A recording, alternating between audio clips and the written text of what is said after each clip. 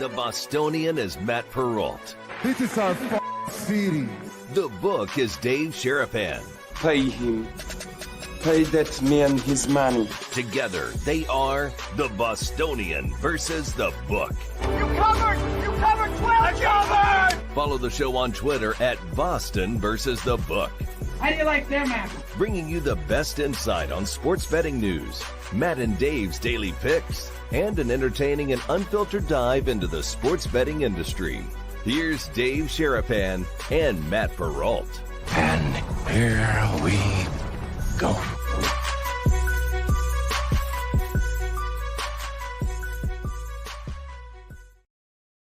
What's up, guys? How are you? Welcome into a Wednesday afternoon episode of the Bostonian versus the Book. He is Dave Sherapan. I'm Matt Perrault. Live on YouTube at Boston versus the Book. The same on Twitter and X. And we are replayed on Sirius XM channel 159 and on Sports Grid TV 6 times a week sometimes. How are you, sir? A lot of good stuff to get into. And I'm guessing you got a phrase or two you're going to say today. I have nothing I'm going to say today, at least at the start of the show. No, I got karma revenge on me yesterday. Yeah, I was up all night with either food poisoning, allergic reaction, something. It was phenomenal. We went and had a wonderful dinner.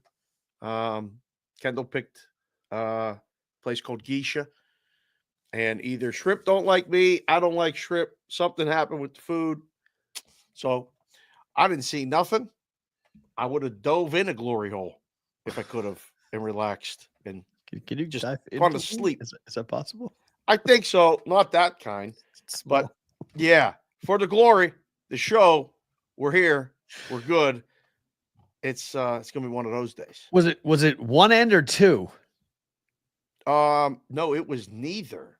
It was what was the movie with Will Smith when he was a dating expert and then he did all that stuff? With what was her name? Him and Kevin James were in a movie. I can't remember what it was. He was teaching Kevin James how to. Yeah. I know. Yep. Hitch. Hitch. Yeah. Thank you, JC from KC. Thank you, Yorkie. Do you remember in Hitch when he had an allergic reaction? Yeah, his ears blew up, his head blew up. That's happened to you? I don't know what happened last night, but I didn't really start to blow up. Okay. It felt like I was. And I was like, what is happening right now? So I woke my wife up in the middle of the night, took some medicine, some Benadryl, went back to sleep. Okay. Woke up today, feel a little better. But it was one of those. Yeah. Yesterday's show was something. Hashtag sorry Will is still going on right now. Listen, Will did an unbelievable job. Sent us a couple shorts. We put those out.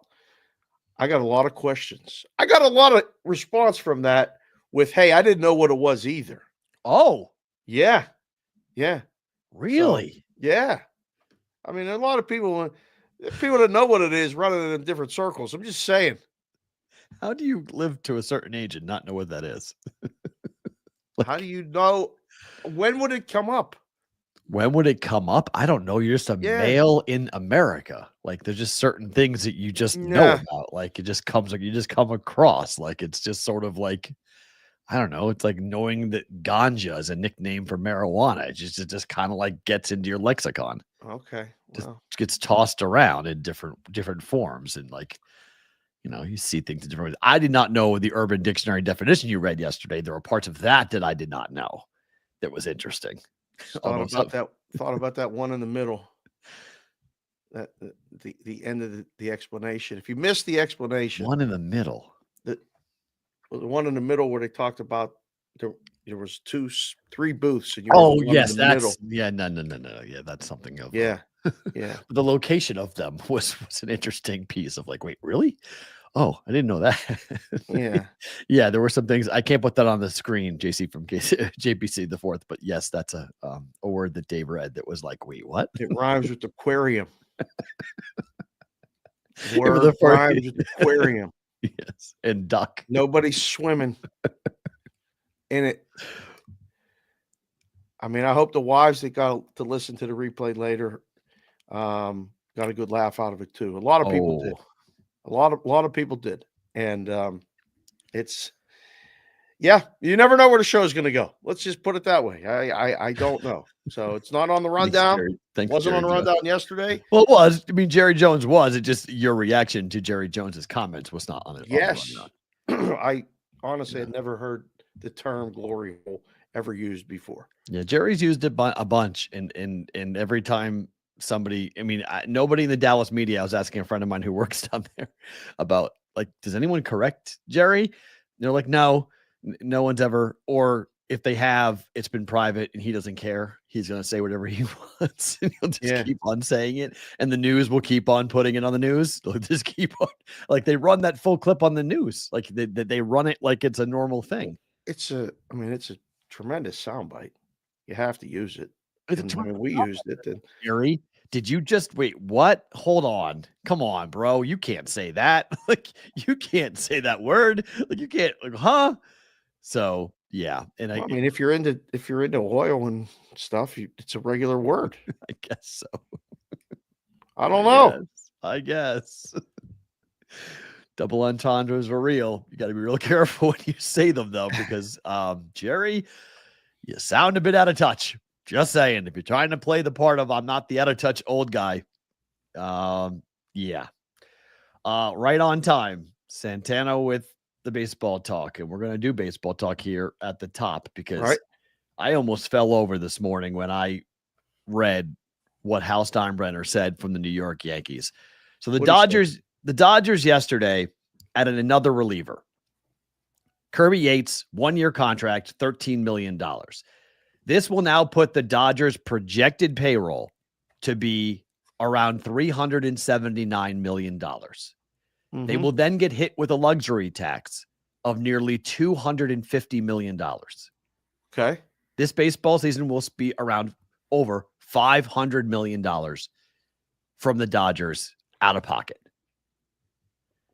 Hal Steinbrenner then came out in reaction to this and talked about where we are in baseball.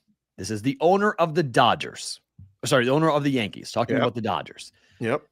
Saying, quote, it's difficult for most of us owners to be able to do the kind of things that they're doing. They're meaning the Dodgers. Correct. We'll see if it pays off.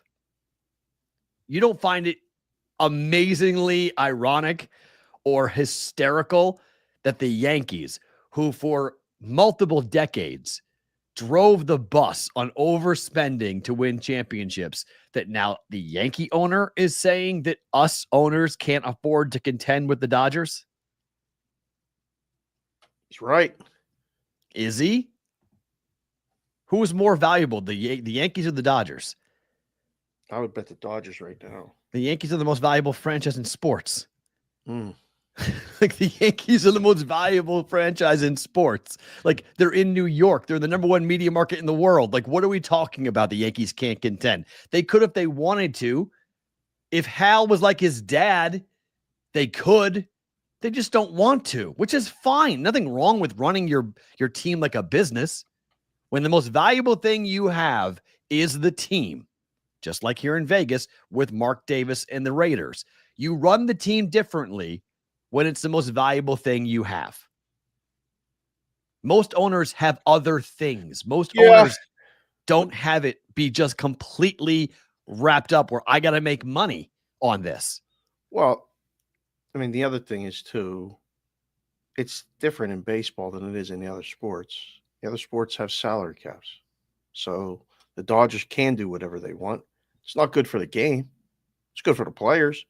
It's good for the, fans of that team. Is it good for the players? I mean, is it good for the fans? Nobody wants this. Everybody wants to root against the Dodgers. I don't know. I mean, if you're, like we say this all the time, like, you're running a business, it's the same. We're partners, but you're doing your own thing. You're on your own program. I don't know. It's ironic that he's the Yankees. I mean, if Bob Nutting said this, the owner of the Pirates, everybody would be like, oh, he's crying the blues. The guy don't spend no money. Well, but I think it would be more logical, or at least more understandable, if the owner of the Brewers or the Pirates Why? or the They always Twins, have complained. I think it Yeah, needs to be. I think it needs to be Hal. I think it can't be needs to Hal because Hal could do it if he wanted to do it. Hal doesn't want to do it. The Yankees and Red Sox could do this. If the Yankees and Red Sox wanted to have a payroll of $500+ million, they both could do it if they wanted to. Why they would have you the want money. to? Because you want Why to would win. you want to? If you want to Why? win, the cost of winning right now to contend with the Dodgers is that you have to be able to win. Now, both teams, Red Sox, Yankees, are taking different approaches. The Red Sox are going with a youth movement. They've got 3 kids coming up that they're in love with, that they're going to have, rookie contracts on these guys in 8 years. So they hit arbitration. So they're going to be, 20 and 21-year-olds. So they're good with that. The Yankees are trying to replace Juan Soto and say, we're going to go with pitching versus going with an offensive player with one big contract. The Mets just signed a monster deal. The Mets spent nearly $1 billion, but $700+ million of that is going to Juan Soto. Like, you could spend this if you wanted to. They're just choosing not to. And I'm not saying the Yankees and Red Sox or the Mets should contend with the Dodgers, but the Dodgers are playing under the construct of the rules, which basically means I'm going to write you a $250 million check for the salary cap, for the luxury tax, and I'm good with it. We got to go win games. Yeah. But they got all-stars at almost every position. Like, it's insanity as to what they are doing. I don't know if I don't have a problem with it. I don't have a problem with the Dodgers spending. No, I don't have a problem. No, that's the game. You're playing the game by the rules of the game. Yeah, so I have no problem with the Dodgers. Spending it. I have no problem with Hal Steinbrenner saying what he said. I think he's hysterically funny. The Yankees used to be heads and tails above everyone else in baseball. Throughout the 90s and the 2000s, nobody spent more than the New York Yankees on their rosters. They bought teams. They signed free agents to mega contracts. They gave A-Rod the biggest contract in the history of the game. They set the bar over and over again. The Yankees are the number one team responsible for where baseball is right now. How did we get to the Dodgers spending $500 million? The New York Yankees are how we got here. Okay. They're the ones who set the market over and over mad again. About that? Why? What are you so? Because I think it's hysterically funny that Hal Steinbrenner is the guy who has the gall to come up here and say this when his franchise is responsible for the Dodgers being able to do what they did. It's just not being able to look in the mirror. Hal did and not so because his dad did it. He has to do it. He did it too. He's done it too. They tried to sign Juan Soto to a $700 million contract. They've done it too. Juan said no. Correct. And now he has to go and backtrack and act like they're paupers and like, oh, we're poor and we can't contend with the Dodgers. And, they're doing stuff we can't do. Yes, you could. You're just choosing not to. You don't want to go into the red. You want to make money. You want your team to be profitable. Your dad didn't care about that. Your dad wanted to win. The Yankees haven't won in 20 years. It's been it's 2008, so it's been what? Yeah, 13 years. George had money that he didn't care about it, right? Well, so it didn't care. I mean, like because George spent a lot of money for a lot of bad football teams. Baseball. A lot of bad baseball teams. Sure. George spent a lot of money on a lot of bad baseball teams. Billy Martin 18 times. Like he's done it, but he had his finger on the pulse of the team. He knew it was about winning. That's all it was. It was about winning. Hal is not like that. Hal is just about the bottom line. How is and that's why it's hysterical, because if Hal wanted to win, Hal could spend the money to go out and win.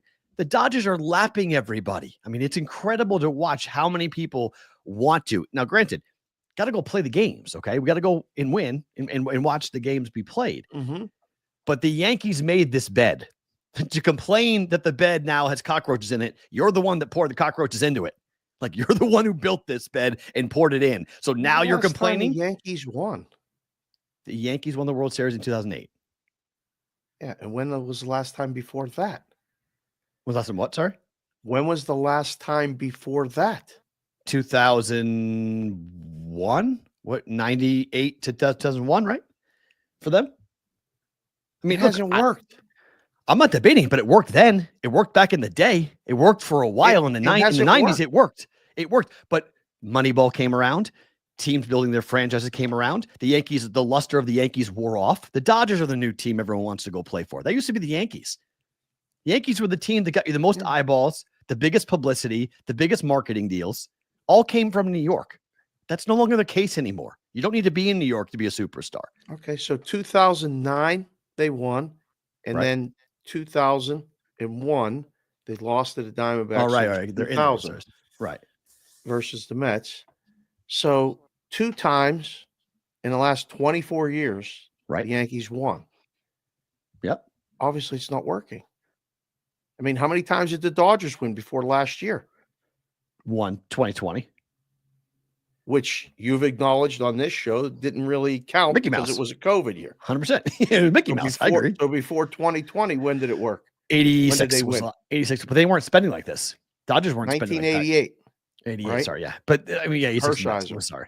That was, but that wasn't the. So I mean, just because you spend money doesn't mean it works.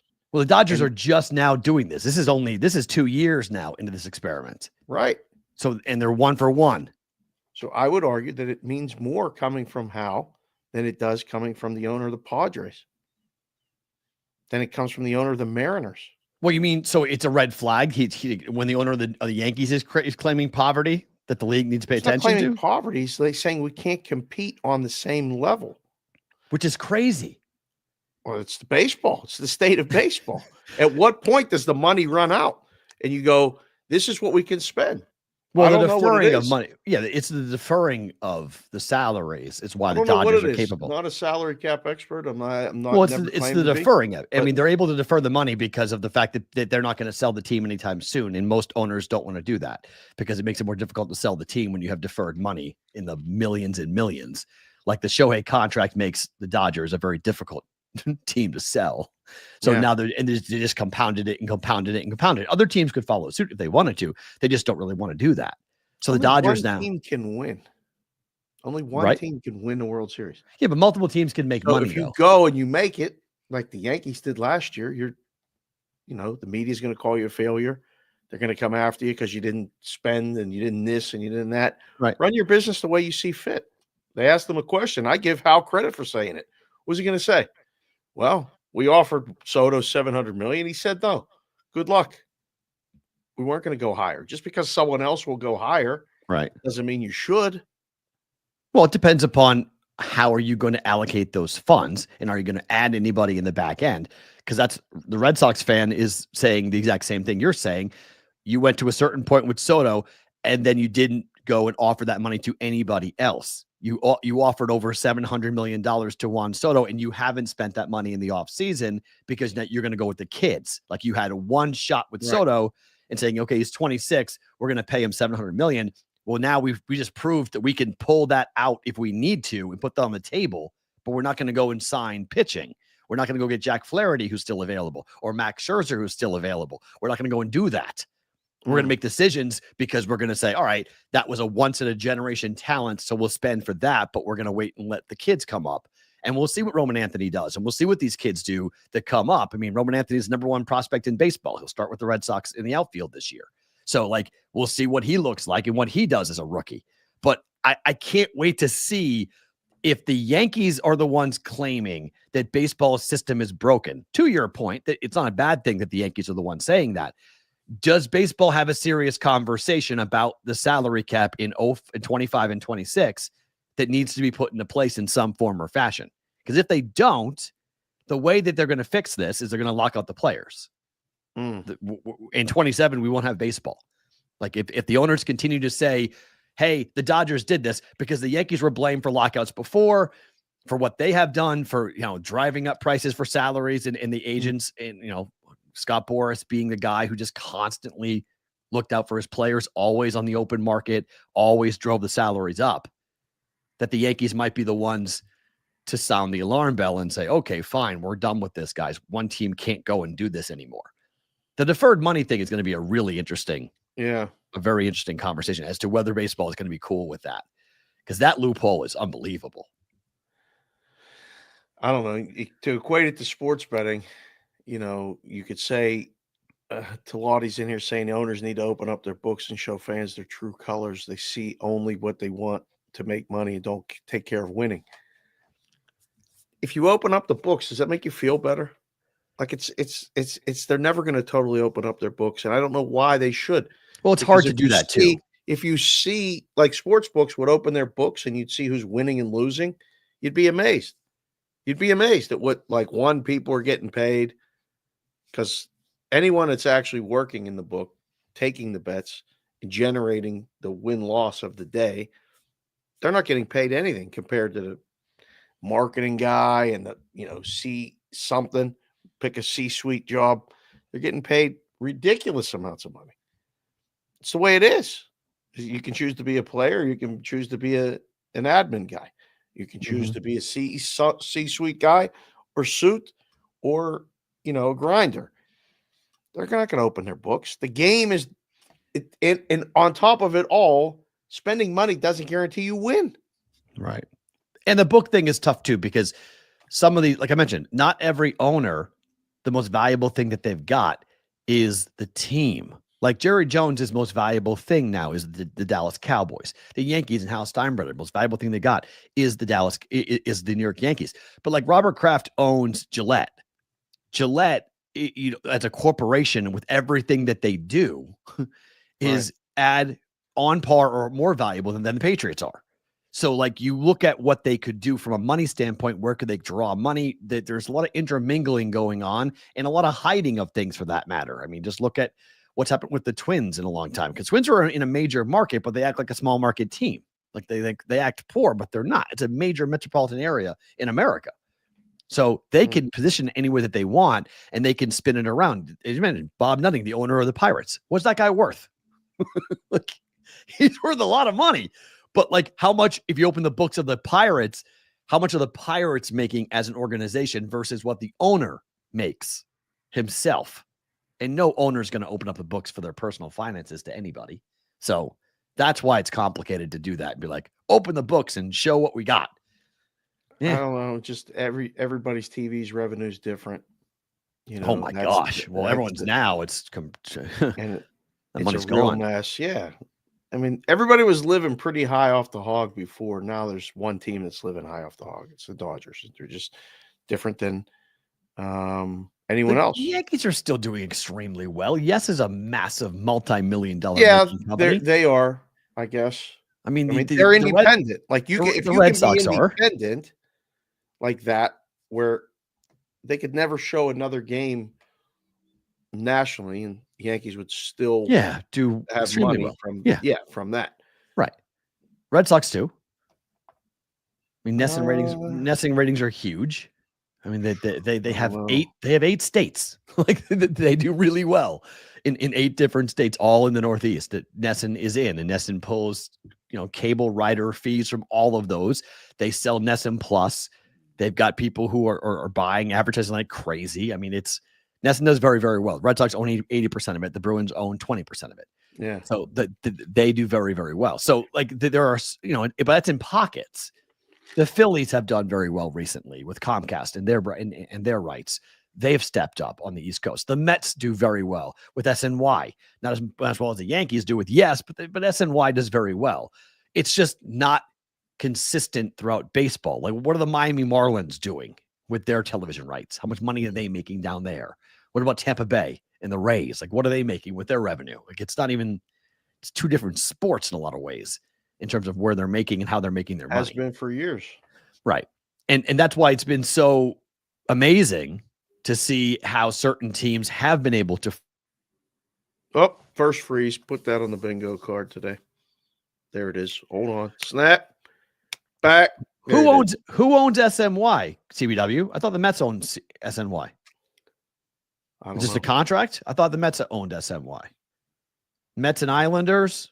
Yes, is Rangers Yankees, right?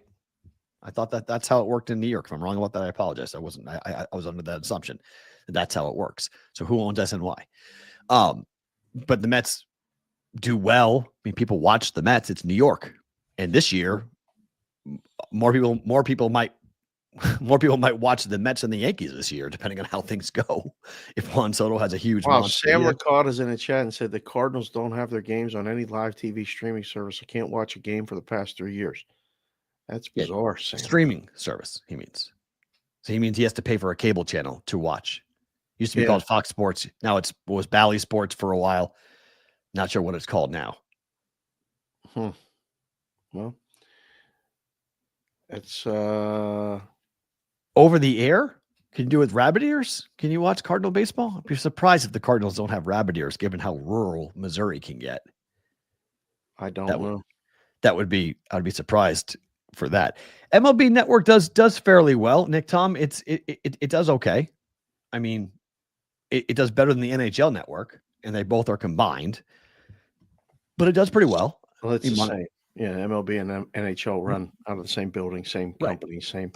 Yep. It does better rating wise, though. MLB makes more money than NHL does, and they've got more shows and more things. Yeah, it's only on cable. FanDuel Sports Network now, right? Yeah, because it used to be Bally's, now it's FanDuel.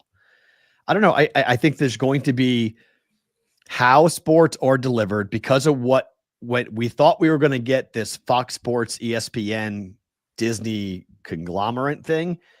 And the court cases went the way that they went, and basically they all dropped it and said, no, we're not going to do that.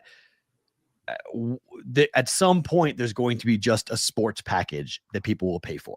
Like the companies are going to force to, either consolidate or come into business together and just say, hey, one fee, it's $100 a month or whatever, and you get all the sports across the board, and we divvy up the money in some form or fashion, and we all just homogenize everything.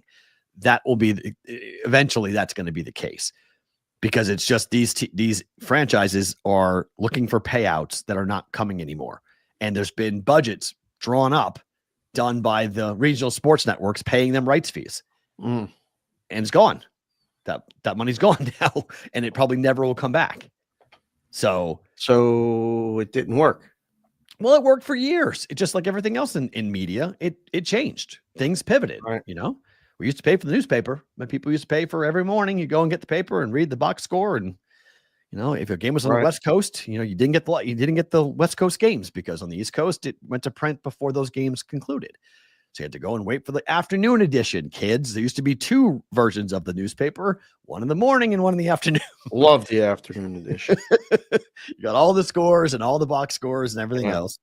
The preview for the games that night. And now we're just going into a different, then cable dominated for the better part of the 90s. That's cable's heyday.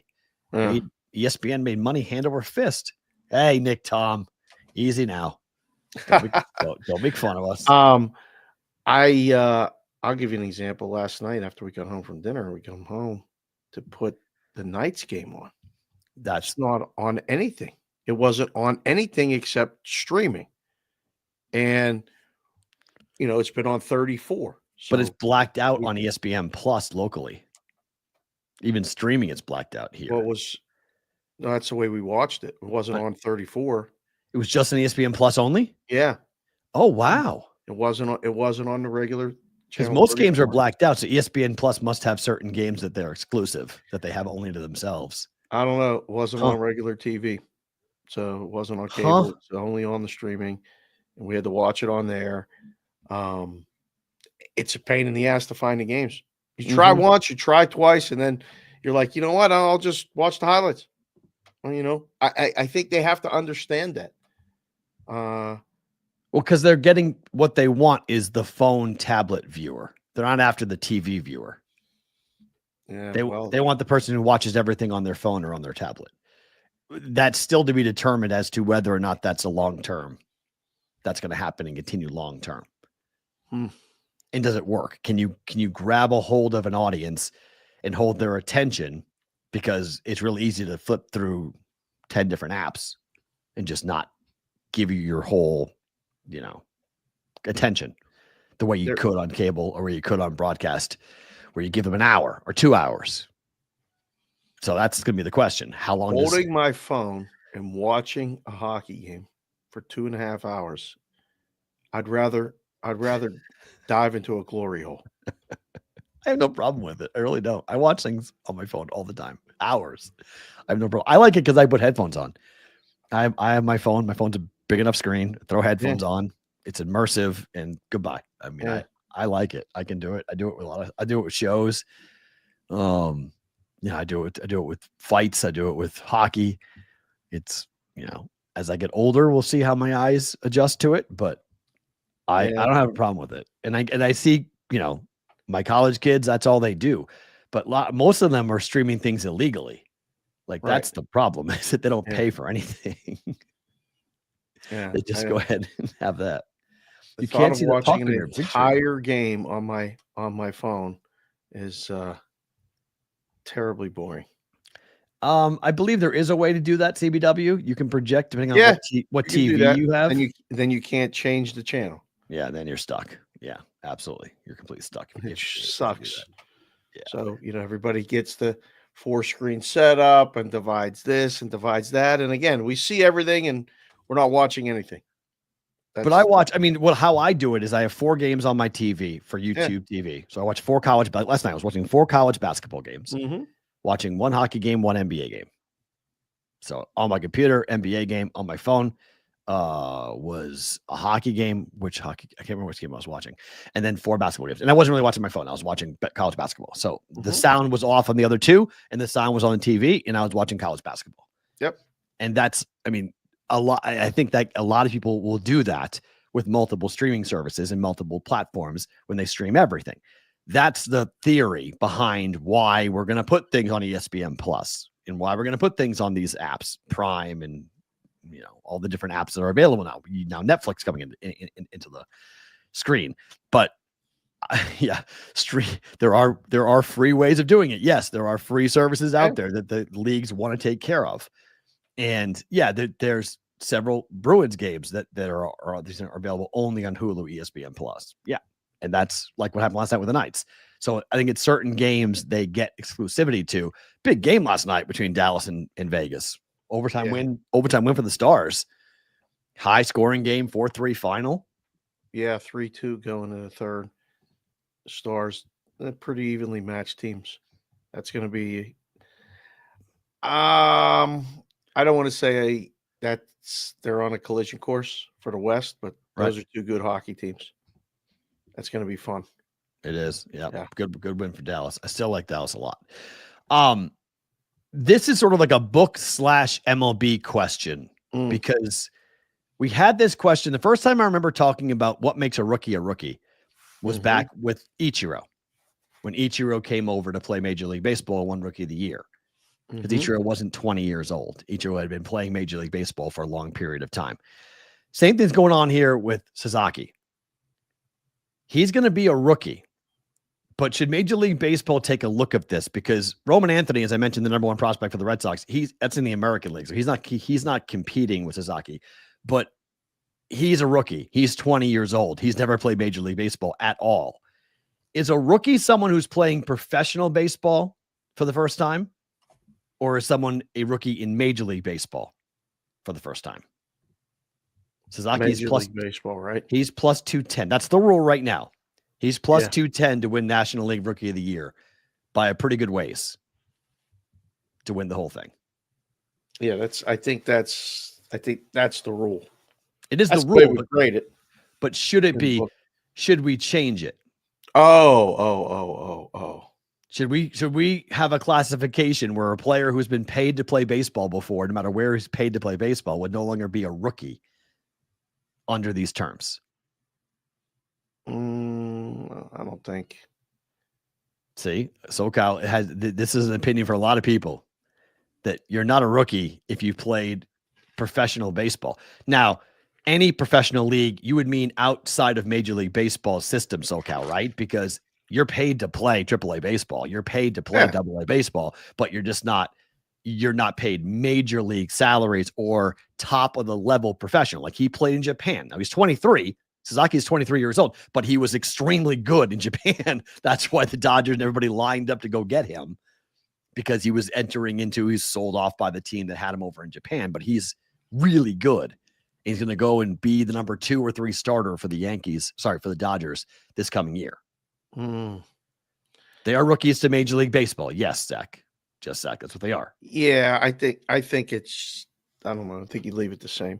You get these situations that come up like this, you just deal with it. But I don't know. It's happening more and more. You could make it the rule, but then what if a guy gets to the league at 23 and he's been paid to play in AA and AAA and he finally makes it, and then he's good, but the other guy that did it over in Japan isn't? I don't know. Yamamoto was 27 last year. Yep. Oh, correct. It definitely feels a lot weirder when it's like Yamamoto 27 last year. Thank you, King of Car Seats. It is, but the Webster's dictionary definition of what makes something a rookie: a first-year participant in a major professional sport. Wait, say that again. A first-year participant in a major professional sport makes somebody a rookie. So if you were paid to play professional sports in Japan at the highest level, you could make the case that technically you were outside the U.S. playing a major professional sport. Thus, you're not a rookie. Yeah, I don't. I'd rather just keep it the same. You're a rookie in our league, so you can win Rookie of the Year in our league. Fair. Yep. Ichiro played high-level professional in Japan before going to Major League Baseball, and that was the first time I remember this conversation being actually discussed. Yeah, because Ichiro was in his upper 20s when he came into the league, and he wasn't a rookie per se. He had been playing at a very high level in Japan, and he came in and ripped apart Major League Baseball. So, like, how is it a rookie when you're grading it? Now, I get from a book perspective, you guys are going to go by whatever Major League Baseball goes by. So if Major League Baseball classifies the guy as a rookie, he's a rookie. So that's the betting markets right now have Sasaki at plus 210 to win the National League Rookie of the Year, which, unless he gets hurt, is most likely going to be the guy who will win it. He's going to be on major radar screens of every voter on this. And even performance the way Yamamoto did last year, yeah, he won Rookie of the Year and MVP in the same year. Yes, correct. He was just a little good on that. No doubt. What's the urban dictionary definition of a rookie? I don't want to know. I don't know. JPC to Ford. I'm not sure. We looked that up. The urban dictionary. Yeah. Definition is, but I can't wait to see the kid play. I can't wait to see is he still underrated? Yes. Ichiro is still underrated. I would say yes to that, even though he just went to the Hall of Fame. You think he is? Because I think when people think about the greatest hitter of all time, Ichiro's not in the conversation. Like they'll say Tony Gwynn. Like I think Ichiro's in the product of the time and also of the place where he played. Seattle really is kind of, now you don't get nearly as much pop doing it there. I mean, have you gone to T-Mobile? They had some great teams. I loved Seattle back in the day. Did you go to T-Mobile? Have you been there yet? Where? Seattle's ballpark, T-Mobile. No, it's called Safeco Field. Is it? I thought you changed it to T-Mobile Arena. Yeah, last year or 2 years ago when we went up for a weekend series against the Pirates. It was great. But I've been there before that too. Try the Crickets? Awesome. What's that? Try the Crickets? No. No, we did not. No. I've never been there. I would love to go. I've never been to Seattle. I've never been to Washington. The only part of the country I've never been to is the Pacific Northwest. Oh, it was fabulous. We had a great weekend. We saw 3 Pirates. We saw Washington clinch their spot in the Women's College World Series. We did a lot in 3 days. We went to this museum. There was yeah, that's what I thought. The name changed to T-Mobile in 2019. That's what I thought. Oh, okay. It's called T-Mobile. It's called T-Mobile. I thought we were the only T-Mobile. So they have a T-Mobile and we have a T-Mobile? They were first. Yeah. We were after them. Okay. Yeah. It was great. It was really good. They had the roof open. It was sunny. It was perfect. So yeah, I think it's a part of the country that I have to go to because I can't. One, I got to cross it off, but I also want to just check out the ballpark because I've heard like it's gorgeous. It's really, when the sun is shining and the roof is open, it's like it's one of the best ballparks in baseball. Nice. Nobody talks about. But yeah, I agree, Tyler. Though I put it up on the screen saying if you don't put Ichiro in the conversation as the best hitter or one of the best hitters in baseball, I refuse to talk sports with you. But it was the way he did it. I mean, the slap hitting and the different things. But Tony Gwynn and Wade Boggs were slap hitters too. I mean, I know. They weren't power hitters. They were guys who just hit singles and doubles and just got on base a ton. And Ichiro was faster than both of them. So he was able to pick up stolen bases, and, the glove work he had was incredible. And yeah, I think it's a great point. If he played in Boston, New York, he would have been considered one of the great. I think he is one of the best baseball players ever. I think he is among baseball people. I think Ichiro is. I mean, you tell me who the greatest Mariner is, everyone's going to say Ken Griffey Jr. I think it was Ichiro. I think he was the greatest Mariner of all time. Yeah, I mean, I think they're both great. Jay Buhner was great. Jay Buhner. Wow. Yeah. Those teams were awesome. Short period of time, he was great. Yeah. They had some really, really good baseball. Edgar Martinez. Another great hitter. He's in the Hall of Fame, right?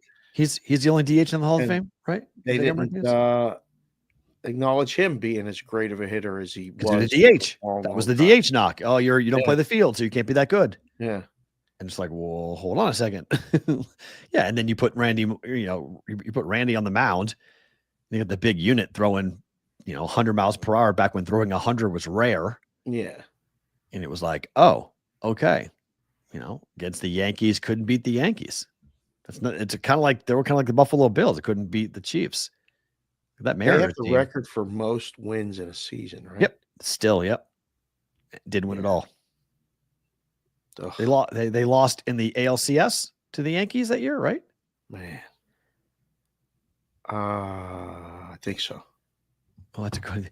Is Ichiro Griffey Jr. is the Mariners equivalent of Jordan versus Kobe for the Mariners fans, not in the sport, but right. Yeah. Oh yeah, they lost to the Yankees in the ALCS. Yeah. Okay. 2001 team lost.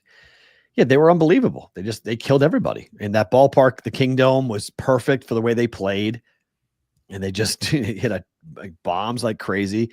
Felix Hernandez is a really good pitcher, but he had 3 dominant seasons up there before I would be like, oh my gosh. Yeah, there was.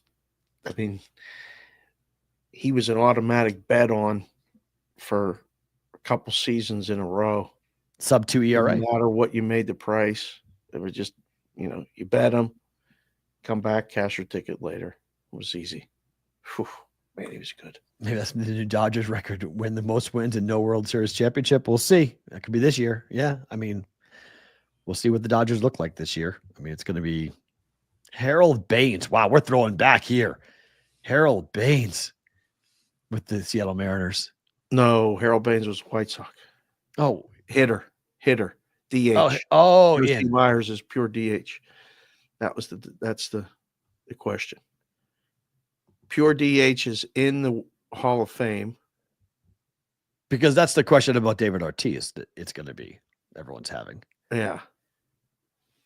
I don't know. I think you gotta put him in now. DH is yes. The argument that he's just a DH doesn't. Well, I think it's over now because you just gave the MVP to Ohtani. You just gave an MVP award to a DH, where when we were growing up in the 90s, that would have been sacrilegious. Like that argument was like nobody in baseball would ever listen to that, going like, you cannot give an MVP to someone who just hits. Yeah. And we see Ohtani go off for 50 for 50, and it's ridiculous and it's historic. And we're like, oh my gosh, we've never seen this before. He's the most valuable player on the team that wins the World Series. So I think we just threw that argument out that you can't say, well, you're just a DH. Right. That doesn't work anymore. No, it doesn't. It did for a long time. I mean, that was a huge knock. And Red Sox fans, we were like, wait a minute, are you watching what Ortiz is doing? Like, you see him in the playoffs? Like, in terms of value, he's winning playoff games by himself. Like, why wouldn't we call him most valuable on the team? I don't care if he doesn't have a glove or not. Like, he stands over there and, in first base and just catches, some guys who can't play defense. You just stick him in first base or right field or whatever. In Fenway, it's in left field. I mean, Manny Ramirez, you tell me Manny Ramirez was more valuable because of his defense? He was a liability in left field. I'd rather have him be the DH. I didn't want Manny playing right field. Probably. Man, he was a problem. Probably weren't alone in that. No, game. I mean, and a lot of people probably were like, that's literally you can catch the ball. Right. I mean, Johnny Damon literally said that. It was like, we didn't know when Manny was throwing the ball. We didn't know where it was going. Yeah. Like, it was like, which base, where was he throwing? It was just like, we didn't know where it was. So wasn't ready for all this baseball talk today. This is great. That's the time changing the seasons. One good story, one crap story, really sad story. The good story. This is cool. So the Bills, their fans are notorious for doing this, where something bad happens to a player and they'll go and find charities and they'll send money to the charities of choice. So the Bills fans did this for Mark Andrews after he dropped that 2-point play. They have raised over $145,000 so far for Mark Andrews for his charities to say thank you for what he was doing. Wow.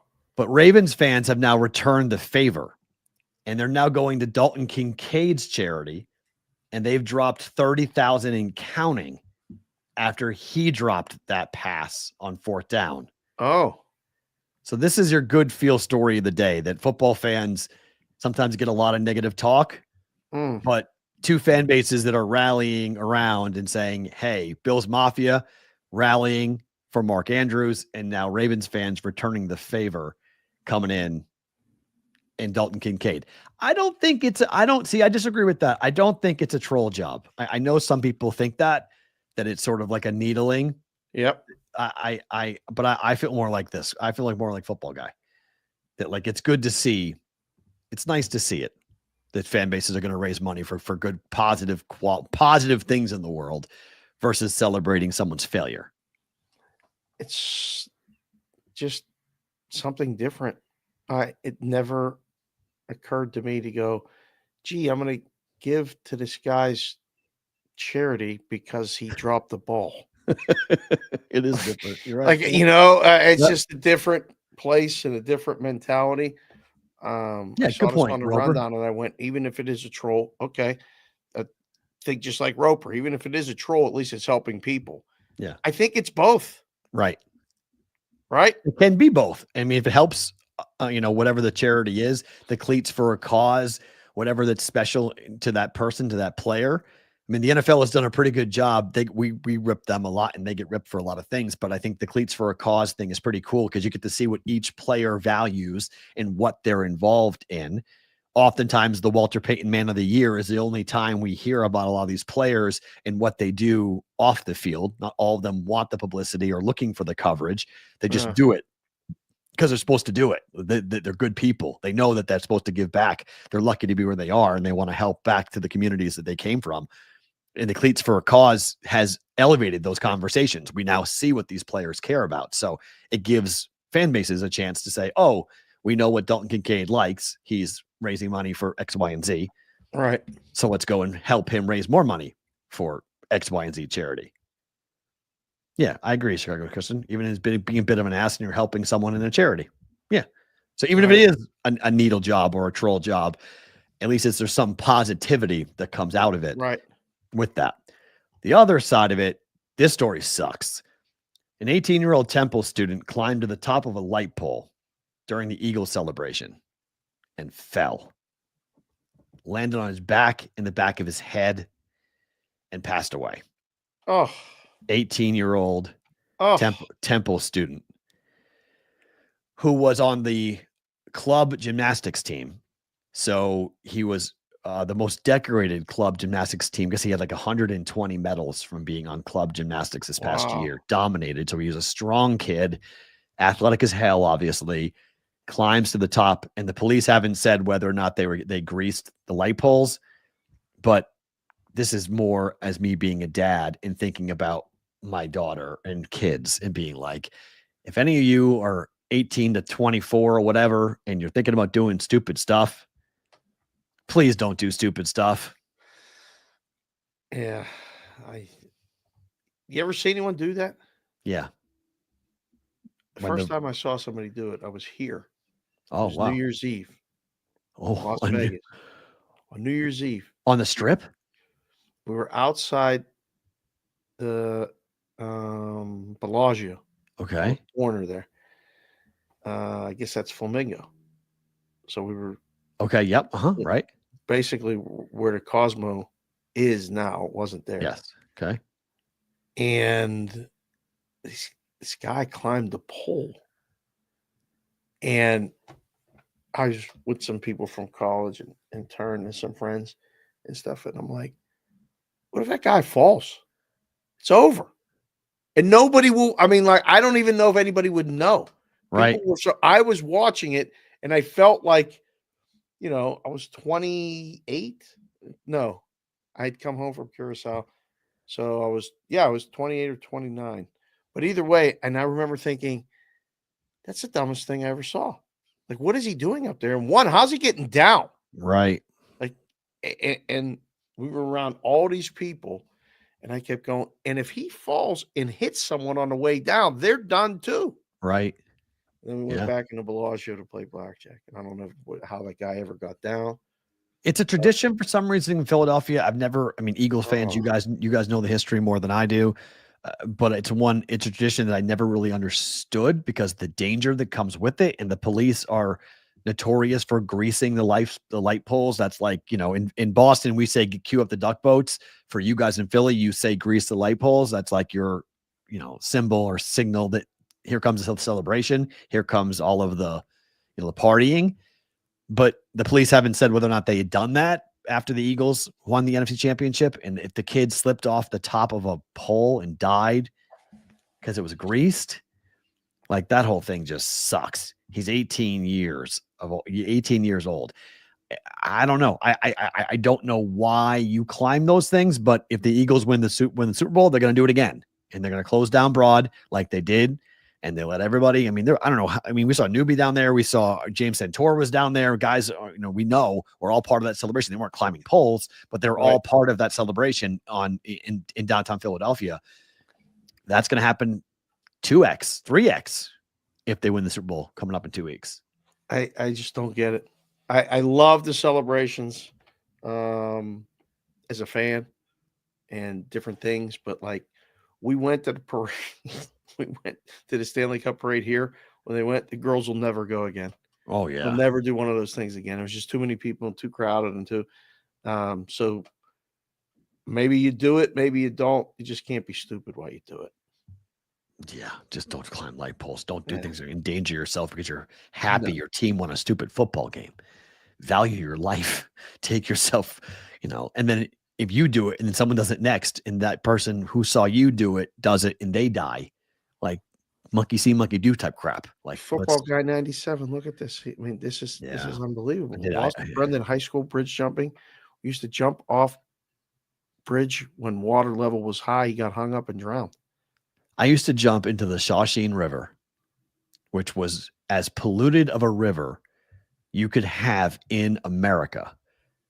Over generations of toxic chemicals dumped in the Shawsheen River, if you look it up. And I used to bridge jump in Andover, Mass. Oh, I don't know how long we used to do it. We would bridge jump. There are 3 bridges in town, all of different heights. I think it was like 30 feet, 40 feet, and like 65 feet or 75 feet that we would jump into. We'd wear shoes. We would wear old sneakers, but seriously stupid stuff. Like that and quarry jumping were the 2 stupidest things I did as a kid. Easily could have been me. Jumping? Yeah, jump into a quarry. Yeah, after it rains and all the rainwater comes up and you can jump into it. Yeah, it's like 100 feet down. Wow. It's like it's far and you hit hard, and if you don't hit right, it really hurts. It's like hitting cement in some ways. You got to be careful.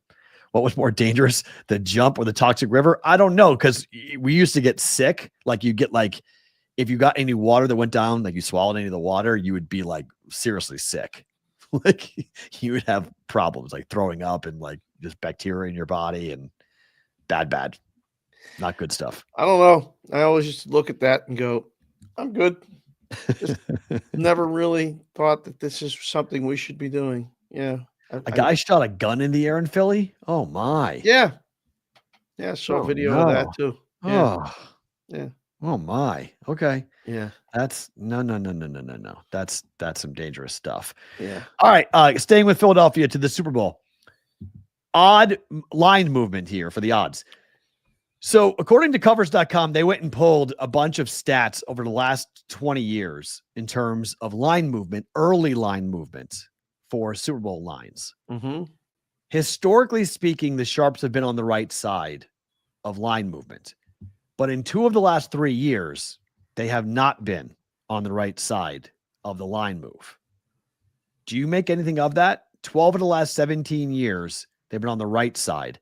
But 2 of the last 3, they've been on the wrong side of the first move. No, I don't make much of it. Do you? Not really, because it's game. I think it's game by game specific. So it depends upon. And 2 of the last 3 years, Chiefs have been in it. So I think that's probably why they've been on the wrong side of it, because like last year, I mean, everyone thought that the Chiefs were going to lose last year. A lot of people like Philadelphia. Well, I don't know. There was a lot of people last year that were on the Niners as well. But I mean, that's what I mean. People on the Niners. But like Billy Walters walked in and said he was betting the Chiefs. There's a lot of people that were on the Chiefs last year too. So I don't believe any of that. I don't know. I don't think the line's going to move much now. I don't think it's what's going up with the head fake. I don't think so.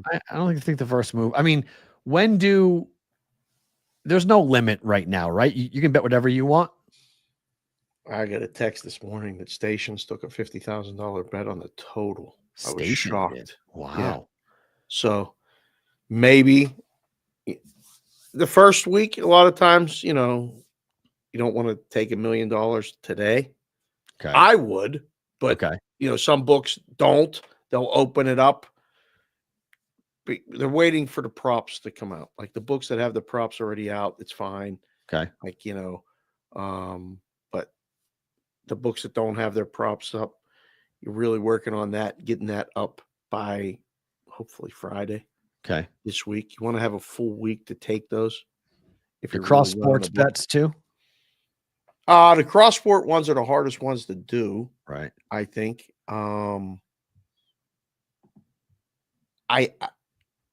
The limits are lower a lot of times on those. Okay. It's just because it's two things dependent. So I think the lower limits will be on those. But yeah, I don't know. Butchie's not worried about the props. Old school guy. Hey, they do more on the props than they do on the game, Butch.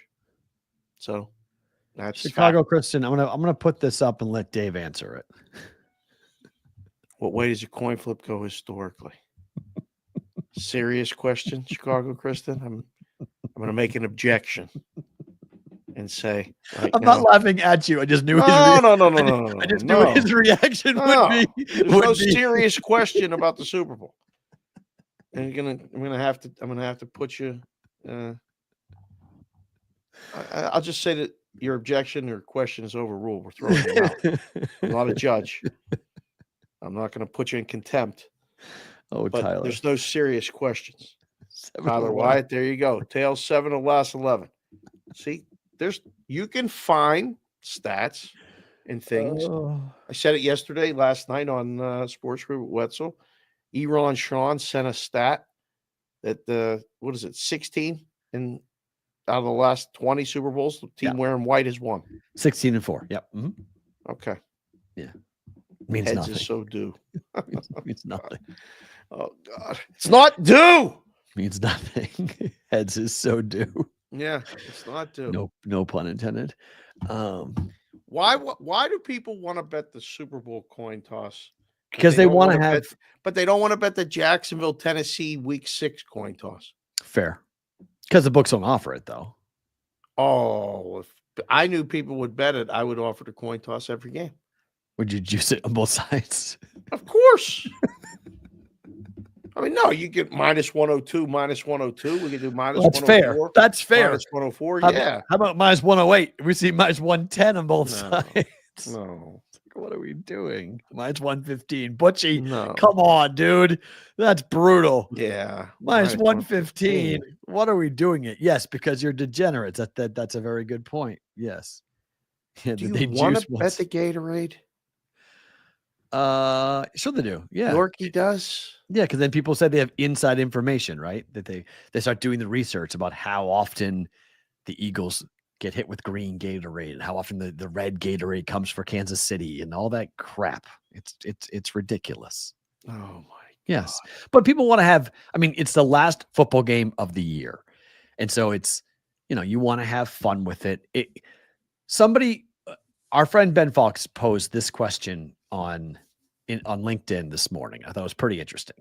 He was saying, at what point does somebody become qualified to be able to give out picks in the content space? And it goes right along with the Super Bowl, because it's not about that. It's not about being qualified or being not qualified. It comes down to whether or not your audience is going to respond to the content you produce. That's all that it matters. So the books are putting out these prop bets, not because they're good bets or people should be betting them. They want to bet them and they will bet them. So they put them out and they come up with some mythological, minus 110 on both sides or minus 102 on both sides or whatever and put it out there. And that's why they don't put out the Jacksonville coin flip in week 16 because people aren't going to bet it. They're not interested in betting it at that point. But for the Super Bowl, they are interested in betting it. And there will be handle on something like that. Maybe.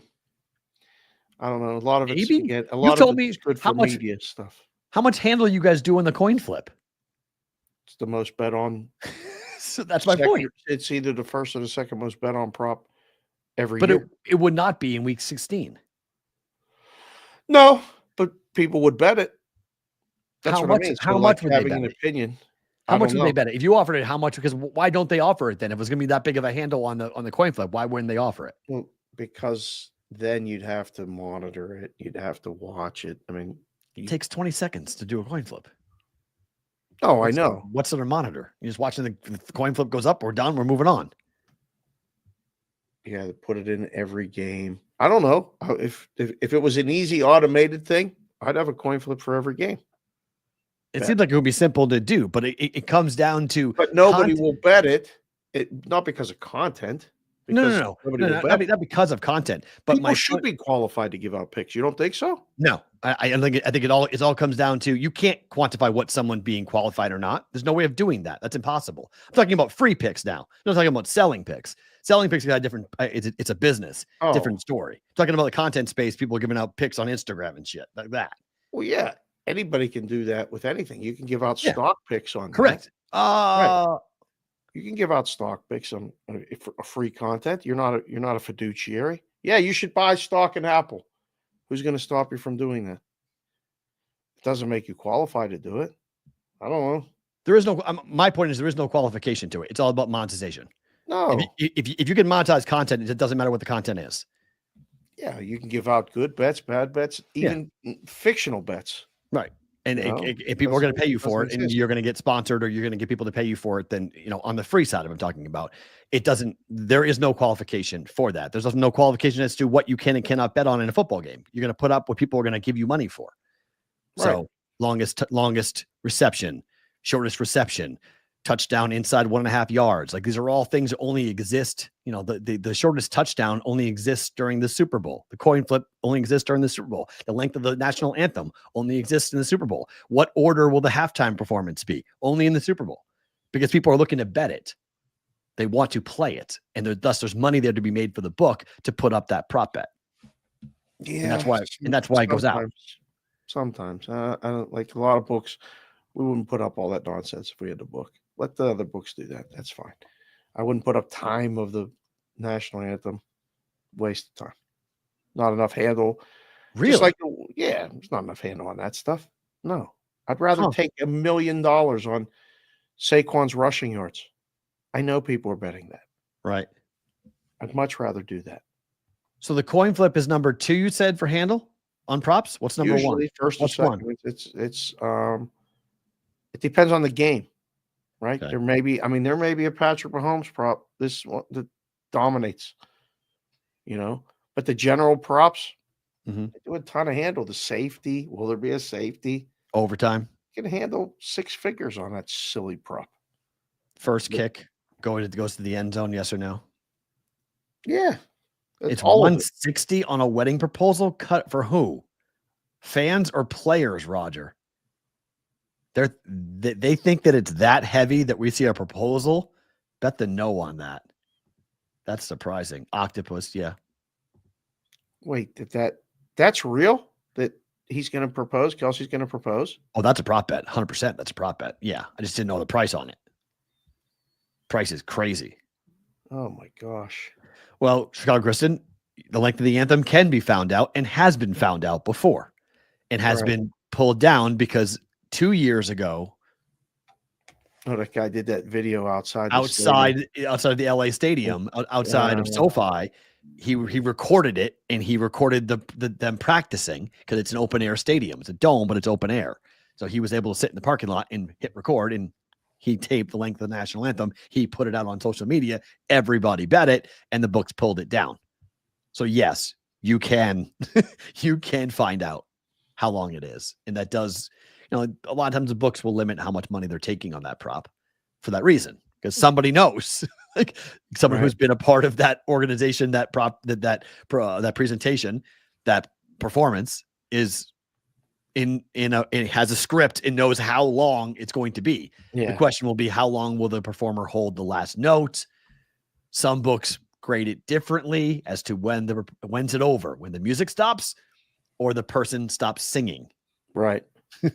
Void anthem. Yeah. There's a lot of argument. I mean, I remember it was either last year or a couple of years ago. The argument was, was it singer or song stopping that caused the thing? My head already hurts just listening to this conversation. It's not even the shrimp talking. It's my head's going to explode. I saw it last night. Fanatics awarded all the Anthony Davis props back, and Ravel tweeted about it. Somehow I responded, and Fanatics liked my tweet. Oh, which I thought was ironic. Was it negative? Was your response like, "What are we doing?" No, all I said was, "And in other news," and quote tweeted them. Right. And they didn't do any research. They just said, "Oh, like this guy's putting this out there." Yep. Well, you were right. The Sixers go and take care of business against the Lakers. Mm-hmm. Embiid missed his 400th game as an NBA player last night. Drive me crazy if I was on his team. He's played in 446 games in his NBA career. He's missed 400. And they owe him $248 million. I mean, seriously, what is that? They owe him $248 million. How do you keep playing and not playing and getting paid? I don't know. It's over 50%. He's playing 50% of the game. That's Daniel G. Brothers got that unlimited PTO. He must be. Oh my God. That's great. Yeah. My God, we thought Cat was soft here. That's right. True. That's people in Minnesota did think the Cat was soft. I mean, 400 missed games for Joel Embiid. I don't know. He's played in 446 of them. How do you keep showing up? He has to get paid. He's got to show up. Oh, I mean, to beat a teammate, you're like, man, can't count on this guy for nothing. But he's going to be good if we get, can come back and get in the playoffs. I guess. I don't know. Maxey was unstoppable last night. Yeah, Maxey's unreal. He played great. And if you're Maxey, you got to be like, dude, can you please just play?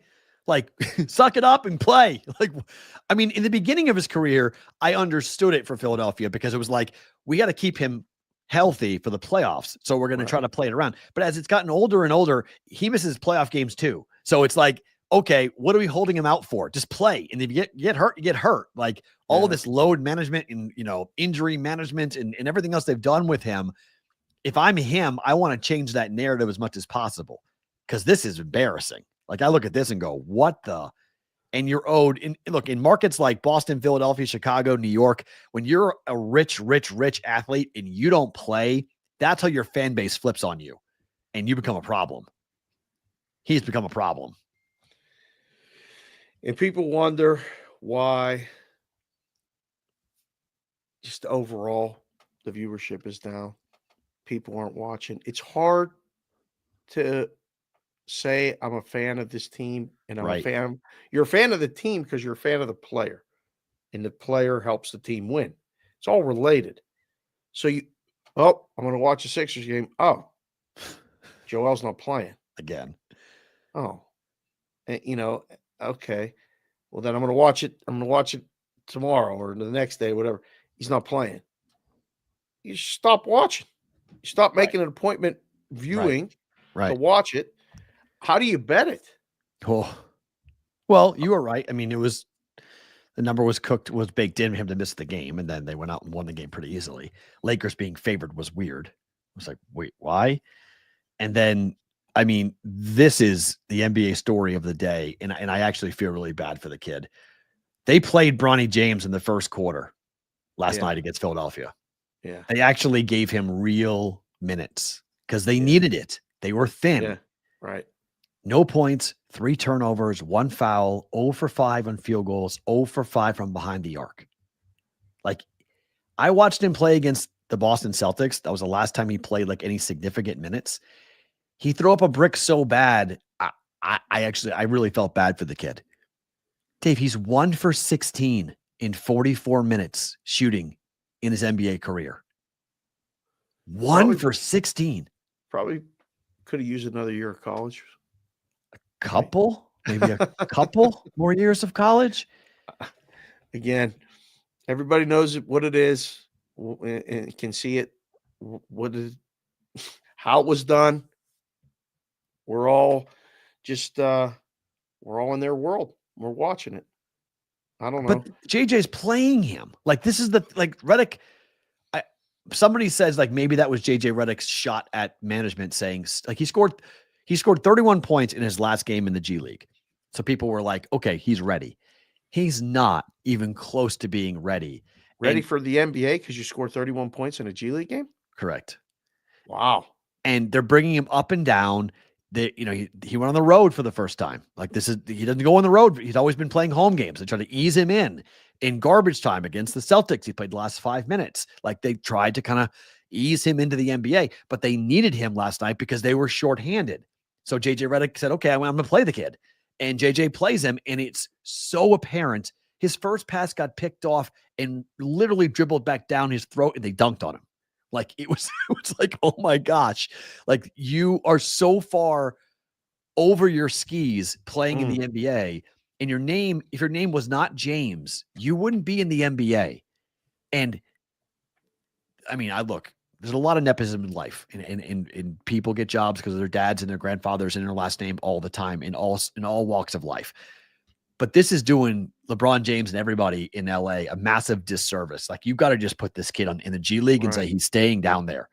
And I agree with Stephen A. Smith this morning on First Take, because he went bonkers on it, imploring LeBron James to stop the charade. And like, what 1 for 16 in 44 minutes looks like. You don't belong. Like, maybe one day you do. Maybe one day you get there. Maybe one day you can get rid of this. But right now, I mean, it's just a talking point now. Wow. It's embarrassing. I gotta be honest, the Lakers, I mean, get every game. I don't watch them. I watch them for content, but right. I don't watch them to see whether he's going to make it or not. Well, he's not. Kind of already know. Yeah, he's not. Brian James is not making it in the NBA. It's just a matter of time before everyone in LA goes, okay, this is now almost like punishment. Like, this is not good. Keep this kid up here. He got the contract. We did LeBron a favor. They're not. Anthony Davis got hurt again last night. So, like, it's just the team is not really going anywhere. The Western Conference isn't very good. So maybe they get to the playoffs and make some noise, but it won't be because of Bronny James. Right. His other son is better than Bronny is. His other son might actually make a run. His other son might actually belong in the NBA one day. It's got to be one of the hardest things in the world to do, to be the son of someone as great doing the things that they did in any walk of life. Hal Steinbrenner, beginning of the show, we talked about. Right. Fair. But George changed everything, and George did things his way. And now, everybody always says, oh, the kid ruined the business. The kid didn't ruin the business. He just didn't do what, their dad did or whatever. And times are different. I mean, yeah, it would be great to do everything the same. That's what everybody's used to. You can't. Sports is really a meritocracy. If you didn't earn it and you get it, it's a hard standard to be measured against. And the sooner that, But Bryce James might actually be a player. He's in high school. Wow. Bryce James can play. Like, Bryce James looks like, when you watch Bronny at USC, at no point in time did I ever say NBA player. Like, I watched him play on late night games in the Pac-12. Yeah. And I was like, nope. I was like, I don't care if you're LeBron's kid. If you're not LeBron's kid, you're just a player on the bench. You couldn't break into the starting rotation at USC. Correct. And they took him in the second round. That's the point when I did the same thing. Watch the USC games and go, okay, stay. For as long as you can. Stay. Just stay. Yes. Just stay. You Until they you tell have you to to be leave. You're right. You have to be the best player on your team. You're not even in the top 5 best players on your team at USC. How is this going to work? So now you see it for what it is. I don't know. And he had the heart ailment. He had the heart scare. So there was all Yeah, that that was went true. in that was scary as hell. Yeah. So people were pulling for him and cheering for him. And this was like a feel-good story at USC. Like you wanted to see him do well. There wasn't like any animosity towards him because what he had overcome and what he had gone through health-wise. Yeah. Then he gets the 2nd round pick and everyone's like, are you serious? Okay, fine. Bury him in the G League, opening night. LeBron gets to play with his kid, make history. The Griffies are sitting there front row, Ken Sr. and Jr. It's the first time for baseball, first time for the NBA. Awesome. Now bury the damn story. Stop making it happen. Right. Stick him in the G League. Goodbye. We'll see you in 4 years. They keep on forcing this. They keep on putting Lakers him in. at Washington tomorrow. There's no line yet. What is Lakers at Washington? Lakers by 4? By 5?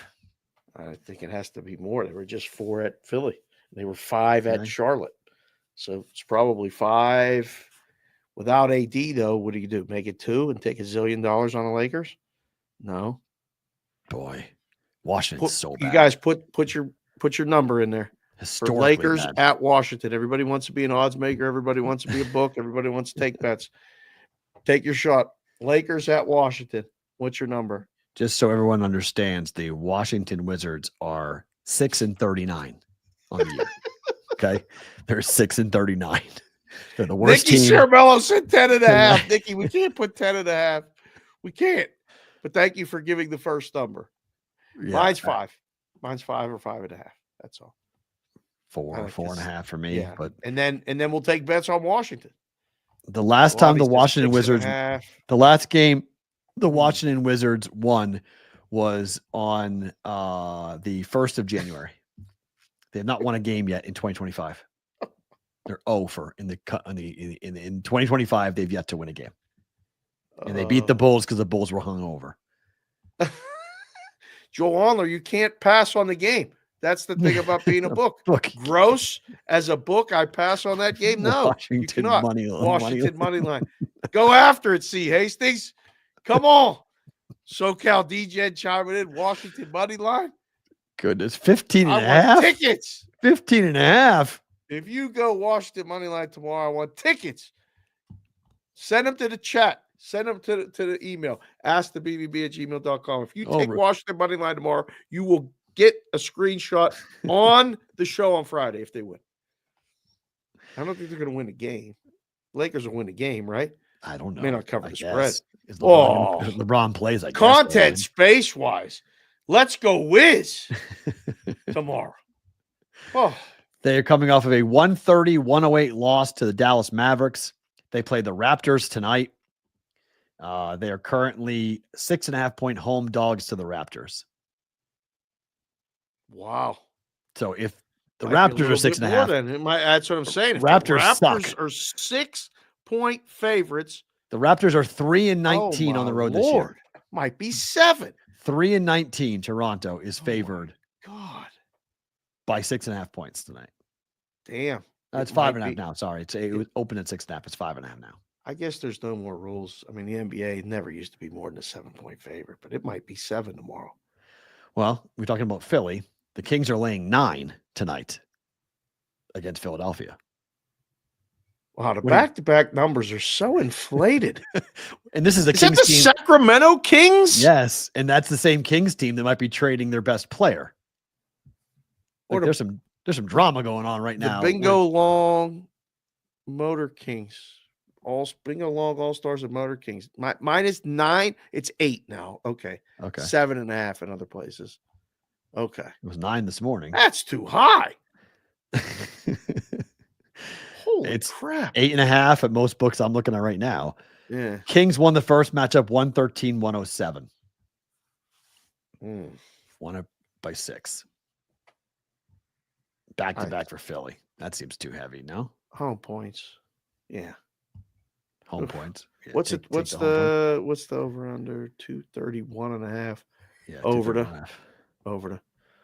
Yeah. For the Kings. Everyone playing? I don't know. De'Aaron Fox what playing? Does that matter now? Yes, everyone's playing. De'Aaron Fox is playing. Fox might be on his way out. I mean, the Kings are open to it. They're talking about it. Maxey scored 43 last night. So yeah, we'll see how that game goes. Celtics are off of a loss to Houston.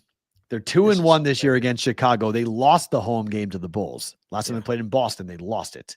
Yeah. C's are 5-5 straight up over their last 10 games. It's crazy, but you have to worry about this number at 14.5. Not from a cover perspective, from a money line perspective. Bulls might win the game outright.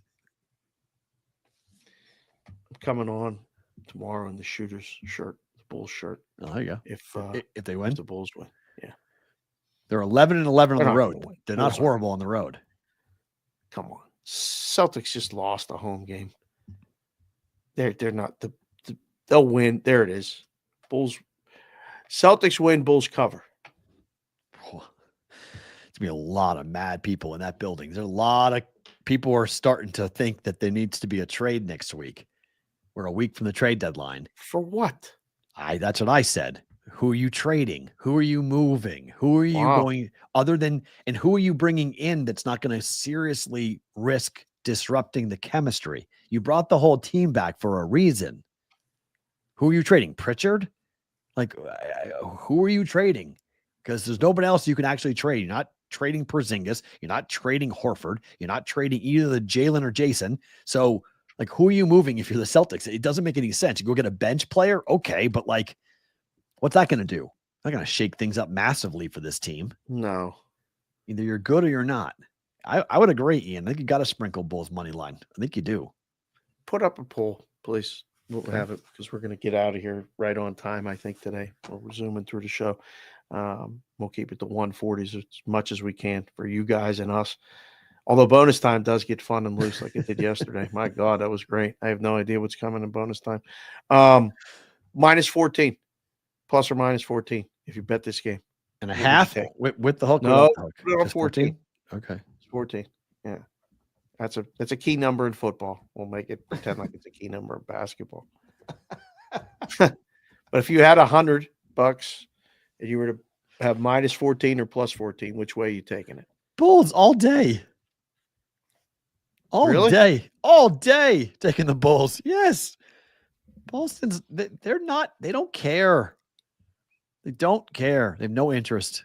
They're just playing around. Just like, whatever. See you in the playoffs. Wow. They have no interest in these games. Bulls are playing for tons. Yeah, Bulls. Yes. Wow. Yes, narratives get bored. They're bored right now. They're really bored. Right. Yes, general principle play, Whitrock, I would agree. Oh, wow. Yes, I think it's 100%. All right. That. There is one good game tonight. T-Wolves at the Suns. Yeah. Small road favorite. Mm. Oh God, Daniel G, don't tease NBA games. Oh boy. Not a good idea. Wow. Don't tease NBA. We'll talk. Don't tease NBA. We'll talk. Don't do that. I mean, the books love you if you do that. Butchie will get you you get VIP status. The guy teases NBA. Yes. Double his limits. Get him in here. Yeah. No, I think I'm going on tonight in the Suns stuff. Okay. I like the Suns in this game. Don't hate it.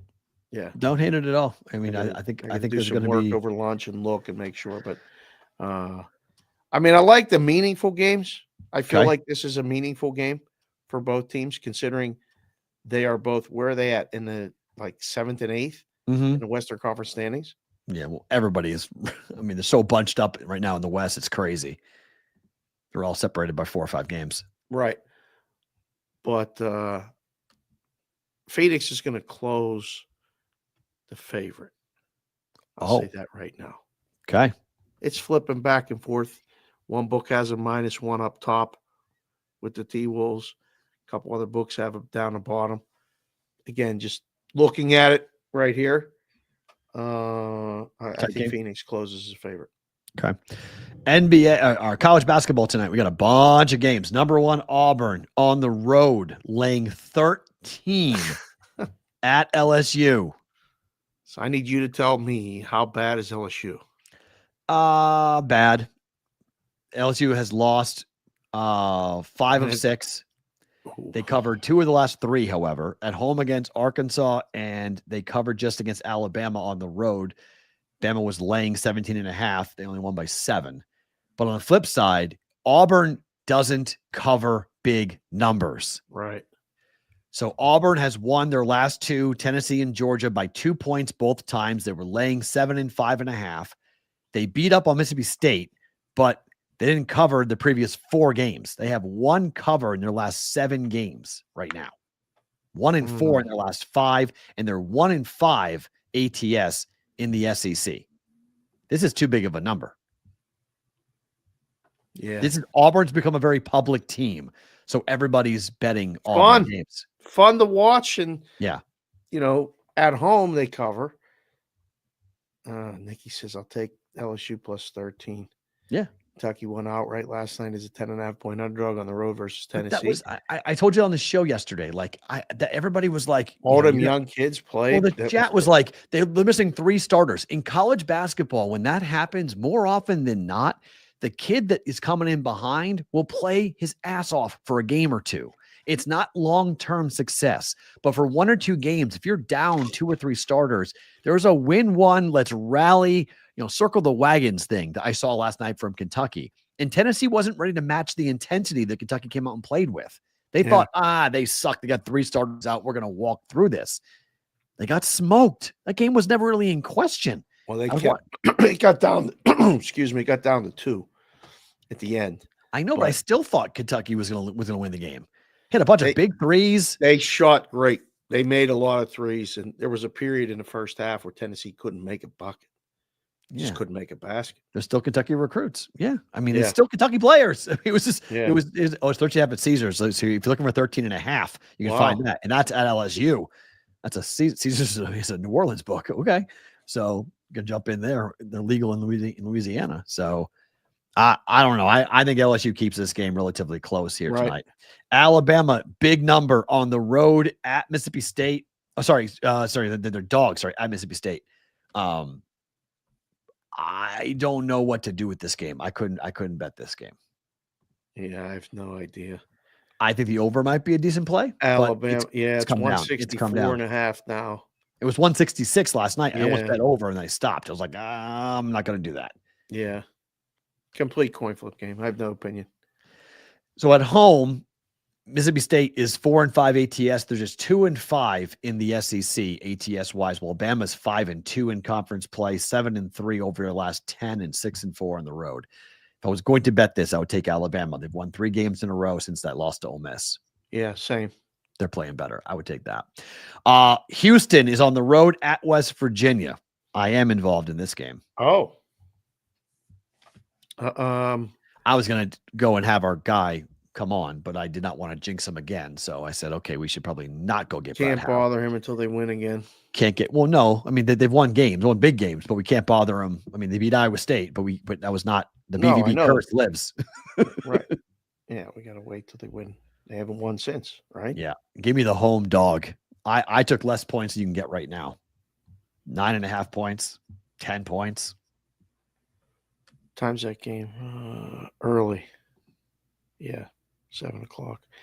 124 is the total. Yes, that's the problem. 124 is the total, and it's 9.5. Wow. Yep. Is that the lowest total on the board today? Scan the board real fast. Oh, Northern Iowa and Drake is 122. Oh, that game's at Northern Iowa or at Drake? At Drake. Wow, that's an Drake odd is number. 7.5. Yeah.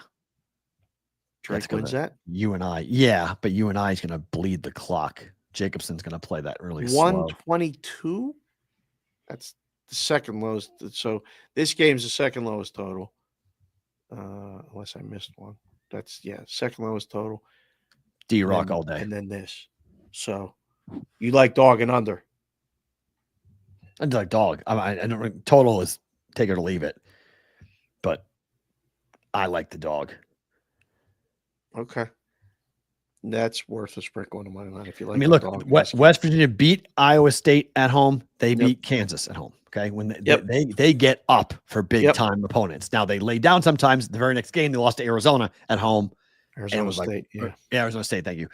So like they're inconsistent, but when it comes to big time teams, give me D-Rock to get the guys ready to play. Maryland, Wisconsin tonight. Ooh, that's a good game. In this game too. This number hasn't moved, right? Still 5.5. Yep. Okay, interesting. 2-way action. 152.5. This all comes down to Maryland's 3-point shooting. All comes down to it. Wisconsin is 7-1 ATS on the road this year. They're 7-2 ATS in the Big Ten Conference. Oh, first inclination would be to take the dog. Give me the points. Yeah. Give me Wisconsin. I think they'll keep it close. I watched the Indiana fans. I watched that game and the collapse that Indiana had. And, rightfully so. Indiana was furious at Mike Woodson and furious at the performance, missed free throws and whatnot. Maryland's been living dangerously here. I think Wisconsin wins the game outright. I think it's very possible, but caution winning on the road in college. Yeah, just take the points. Just take the points. 5.5. Yeah. Just take that. Right. I mean, they lose the game by 3, but I think they go ahead and overlook. I just took a peek at the poll. Yep. It's 88% have the Bulls plus 14. You watch Boston win by 100. Right. See what happens. Very careful with that one, boys. Ole Miss is at home against Texas. They're laying 6.5 here tonight. Ole Miss is a very good road team, ATS-wise, not as good at home. Texas coming off a really big win, right? Saturday, did they come back? I laid 1.5. I've had the craziest week. I've lost so many games on the hook. Texas was one of them. I laid 1.5. I just to bet money line and stop. And it fell 1. Yeah. I mean, last night I had the over in the Georgia game at 131.5. It fell 130. Ooh. I took 7 for Butler. They lost by 9. I'm losing by 1 bucket consistently. I'm playing darts. I'm close. I'm throwing the dart right. I'm just sometimes on the wrong side here, one here, over the other. So I'm seeing the board well. It's just sometimes the ball's not bouncing my way. But that was Texas's win over A&M was one of those games. Only one number could beat me, and it did with the Texas win. Right. I don't feel strongly about this one either way. I don't either. This is hard. Yeah, 3 straight losses for Ole Miss. They lost to Mississippi State by 3, A&M by 1, and Missouri by 8. I was on Missouri in that game. Missouri was a home 3.5 home point dog and beat Ole Miss. So I don't know. Speaking of being careful, Texas has won 3 out of 4. I'd be careful. We're not teasing college basketball, CBW. Oh, there he goes. We're not doing that either. Guy's still shoveling snow. It's late this morning. He's minus 180 to be first in the chat every day. Amen. And he got beat today. He's shoveling. NHL. There are 5 games today in the NHL. 4 of them have a 5.5 point total. 5.5 goal total. Okay. Grand Salami is 28.5. Over or under? Wow. Okay. Let's see. Over, under, over. Oh, and then the 6. I think under. Because I just under did it. 28. 3 games. 3 games under, 2 games over would be the way I would look at it. Just going through it literally for the first time. Because I feel like the Devils game, right? Against Philadelphia, that's 5.5. That could be like a 1-0 game. Could be. that could kill the whole bet if you go over. Because LA, Florida might be over. Minnesota, Toronto has a shot to be over. Vancouver, Nashville, depending on which Nashville shows up, could go over. Pittsburgh, Utah most likely isn't over. So how many goals is Pittsburgh, Utah going to have? I would say play under. Let's see, I have Pittsburgh and Utah under. Nashville could give up 12 goals. That's true. That one alone could wreck you. Yeah. If you're betting the salami. Minnesota, Toronto, you think over? I think over. LA and Florida, I'm thinking under. Okay. So how far under is LA, Florida, and Philly, New Jersey going to be? Yeah. Because if one of those games is 2-1 or 1-0, you're going to struggle to get over 28.5. Right. Get to 29. Yeah. I don't know. Again, it's another pretty good number. 28.5 with 5 games is, I mean, 30 would be 6 per game. So good number. Devils Flyers. This game's going under, is it not? I don't know. The Devils are the number 1 team against the under in the league. And so at home, they've been a machine. Right. I would think yes. To the under. Yes. But the juice is to the over in a game. 185. 5.5 over 15 right now.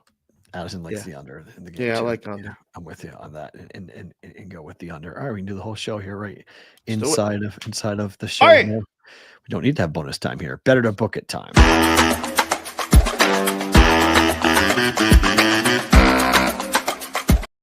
So while all of you guys are looking at the Celtics to lose or not cover, I think they're scoring over 60.5 points in the first half against the Bulls. This is a high total. Boston has scored over this number in 2 of the 3 games, not the home game. They only scored 57 points, but they lost that game. After the Celtics did not play well against Houston, I expect the offense to be clicking tonight for the Celtics. First half over 60.5. Better to book it.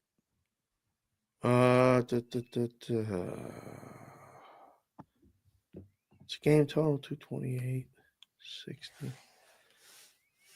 Yeah, this would probably be a bet. I think bet it. I think the game's going over. Fair. I would agree with that. Yeah, I think so too. They've played up tempo games the last 2 times they've played. I took the worst number. I took 8.5. You're going to get 9.5 now, or 9 for West Virginia.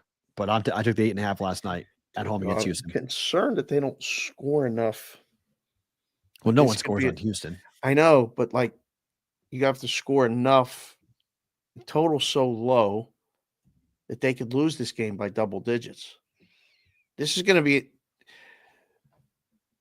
They win the game outright, right? Or get blown out by 15. Oh, wow. Okay. Something like it's an 8-point win according to KenPom. Yeah. For Houston. Good luck. Good luck with that. I think it's more because they can't score. I want to see West Virginia win and cover and all of that. I'm not sure they're going to be able to score. So I'll say bet it, hoping they can. But this one could get terribly ugly. I like it also because West Virginia, they hit their free throws. Houston does not. They're 177th in free throw shooting again. So it's again the bugaboo here for Houston. So how many times have we heard that story be the thing? Yep. They don't hit free throws. Kelvin Sampson does not preach free throw shooting. So it comes to be problematic. And then I took Wisconsin plus 5.5 against Maryland. What are we missing here? This line should be 3. 7-1 ATS. Maryland's hot. I mean, people just watch them beat Indiana. Number hasn't moved. So I think there's, should be 3. I agree. That's I'm gonna say book it because I'm missing something. I don't know. I think Wisconsin's gonna win a game outright too. Favorite thing about today is what? One, birthday dinner was awesome. And yesterday on the show, I learned about glory holes. Last night, I think I learned that I'm allergic to shrimp or some sort of shrimp, how it was prepared. So my favorite thing about today. Is it a Mexican dish? Like, what was it? How did the fish get prepared? I don't How it was just something was on it, this sauce, and I used, and next thing I know, I was like curled up in a ball in a fetal position. And waking Jessica up going, is my face all red? Is my lips swollen right now? Because I can't, and I'm itching myself like crazy. I was scratching my body. She's like, what's wrong? I'm like, I don't know. So my favorite thing about today is that when you learn something like that, as you get older, food, whatever, that it can be fixed with a pill. And 2, if I never eat shrimp again, that's fine.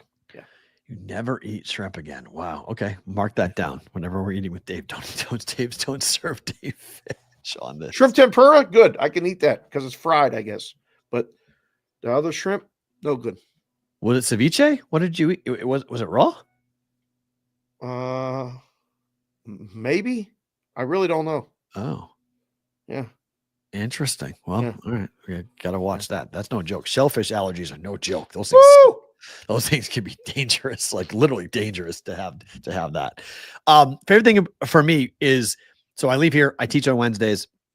It's so interesting every semester to learn every kid's story. And one thing about UNLV, which is so wild, is the age differences for a lot of these students. Like UNLV is not your 18 to 22-year-old kid. A lot of them come from different walks of life. Some of them went in the workforce, some went to the military, some come back looking for college degrees. I got kids who are 33 years old, or guys who are 33 years old. I got 18-year-olds in my class. Wow. I've got people from the East Coast, people from the West Coast. And like today is the first day we like get to work. We got to get after it today. So it's a third class. And it's so interesting because we talk about normally like New England or New York or Chicago, like big cities are your melting pots. It's really cool to see like how many people from Nevada in UNLV, like where we're attracting people to come here to the city. It's from all over the country.